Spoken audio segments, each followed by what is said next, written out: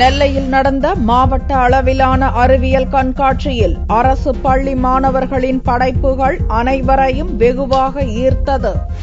அனைவருக்கும் இடைநிலை கல்வி திட்டத்தின் கீழ் நெல்லையில் அரசு பள்ளி மாணவர்களிடையே அறிவியல் ஆய்வை ஊக்குவிக்கவும் புதிய கண்டுபிடிப்புகளை உருவாக்கும் திறனை வளர்த்துக் கொள்ளும் வகையிலும் மாவட்ட அளவிலான அறிவியல் கண்காட்சி நடந்தது. மாவட்ட கலெக்டர் கருணாகரன் துவக்கி வைத்த இக்கண்காட்சியில் திருநெல்வேலி, சேரன் மகாதேவி, தென்காசி கல்வி மாவட்டங்களின் அரசு பள்ளியைச் சேர்ந்த 9 மற்றும் 10ஆம் வகுப்பு மாணவிகள் கலந்து கொண்டு தங்களது கண்டுபிடிப்புகளை காட்சிக்கு வைத்திருந்தனர். அதற்காக விளக்கங்களையும் அளித்தனர். சுற்றுச்சூழல் மாறுபாடு, மரபுசாரா எரிசக்தி, தகவல் தொடர்பு, கணக்கியல், வாழ்க்கை அறிவியல் உள்ளிட்ட பல்வேறு தலைப்புகளில் இடம்பெற்றிருந்த மாணவர்களின் கண்டுபிடிப்புகள் பார்வையாளர்களை மெய்சிலிர்க்க வைத்தன.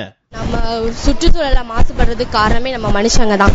மனுஷங்க யூஸ் பண்ற கார்ஸ்ல இருந்து வர பொல்யூஷன், அப்புறம் வீட்டுல விறகு அடுப்பு யூஸ் பண்றோம், அதுல உள்ள பொல்யூஷன், அப்புறம் இண்டஸ்ட்ரியில இருந்து வர பொல்யூஷன், இதனால ஓசோன் லேயர்ல ஓட்டை விழுது. இப்போ கம்மியா தான் ஓட்டை இருக்கு. சப்போஸ் நம்ம இன்னும் பொல்யூஷனை ஏற்படுத்துறோம் அப்படின்னா இன்னும் ஓசோன் லேயர்ல பயங்கரமா ஓட்டை விழும்.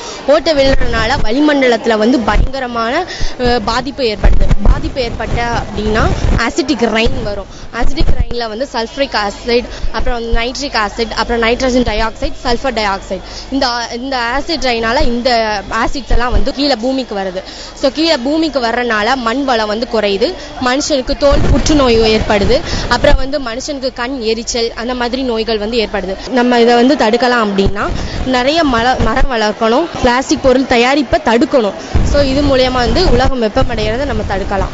இக்கண்காட்சியில் சிறந்த மாதிரிகளாக தேர்வு செய்யப்பட்ட பள்ளிகளுக்கு பரிசுகள் வழங்கப்பட்டு பாராட்டும் தெரிவிக்கப்பட்டது.